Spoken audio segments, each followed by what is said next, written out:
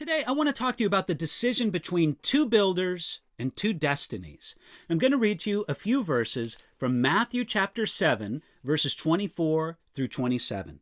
And this is from Jesus' great Sermon on the Mount. We read here, starting at Matthew chapter 7, 24. Therefore, whoever hears these sayings of mine and does them, I will liken him to a wise man who built his house on the rock. And the rain descended, and the floods came, and the winds blew and beat on that house, and it did not fall, because it was founded on the rock. But everyone who hears these sayings of mine and does not do them will be like a foolish man who built his house on the sand. And the rain descended, the floods came, and the wind blew and beat on that house, and it fell, and great was its fall.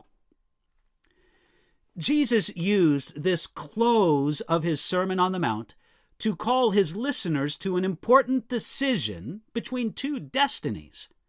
So he said, I will liken him to a wise man who built his house on the rock.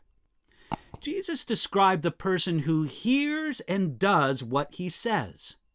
You see, each house looked the same outwardly. Our life's foundation is typically hidden, and it's only proven in the storm, and those storms come from both heaven, that is the rain that comes down, and those storms come from the earth, the floods that come up. In this situation, both the wise man and the foolish man built houses, likely of similar design. The difference was not in the workmanship or in the materials, but in the foundation of the two houses. And in good weather, there seemed to be no difference between the two foundations. But there came a time when the weather changed for the worse.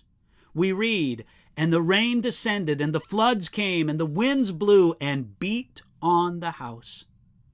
You see, a storm was the ultimate power to those generations that didn't have nuclear weapons.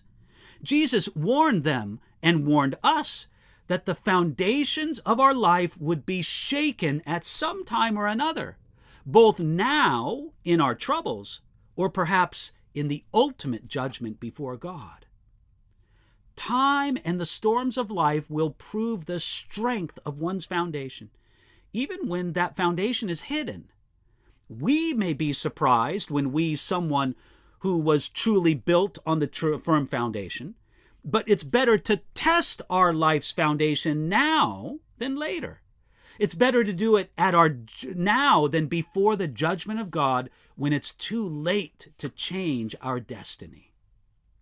The people who built on a weak foundation were everyone who hears these sayings of mine, Jesus said, and does not do them.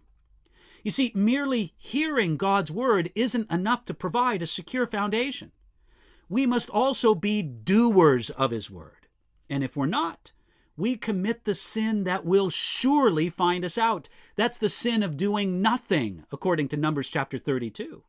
And great will be our fall. The problem with the second builder was not that he deliberately wanted to build on a bad foundation. He just didn't think it was that important whether your foundation was good or bad. You see, the choice isn't between choosing a good foundation or a bad one. But in one sense, the choice is really to paying attention to our foundation or paying no attention to it. You see, we need to hear both the words of Jesus and we need to do what he says. Be focused on trusting him in both who he is and in what he has done for us. That is your secure foundation. Build on that good foundation today.